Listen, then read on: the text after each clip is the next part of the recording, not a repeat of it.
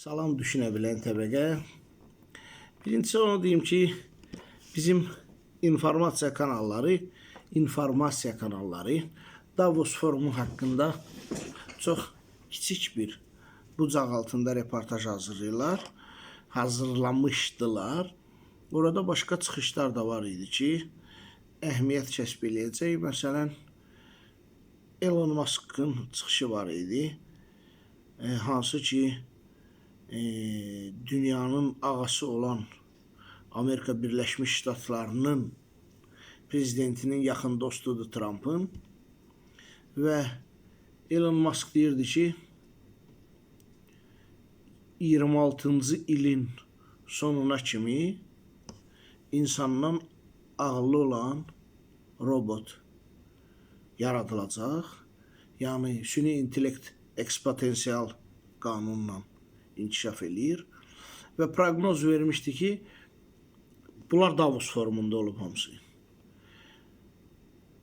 2030-cu ildə isə artıq bir süni intellektli robot bütün yer əhalisinin bagaj, bildiyi informasiya tutumundan çox informasiya məlum olacaq. Yəni, bütün dünya kitabxanaların, bütün dünyanı, nə qədər Nobel mükafatı, alimləri filanı götürsün hamısını bir yerdə. Bir dənə süni intellektli robot 2030-cu ildə bütün yer əhalisinin cəmindən savadlı olacaq. Və nəzərə alsaq ki, Elon Musk'ın hal-hazırda sərvəti 788 milyard Amerika dollarıdır. 788 milyard Amerika dolları. Müqayisə üçün Azərbaycanın büdcəsi 24 milyard dollar, hardasa 114 milyon, belə bir 24 milyon götürəyir. 24 milyard dollar götürəyir.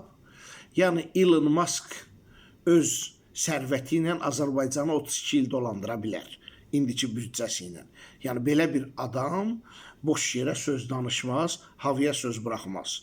Və buradan belə bir sual doğur ki, əgər belə bir ağıllı robot, dəmir parçası düzələcəksə, süni intellekt ki, bütün yer planetinin əhalisindən ağıllı olacaq, biz onun nəyinə lazımıq?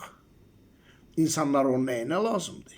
Necə deyərlər, özünüzə bənzərlərin yaratmayın.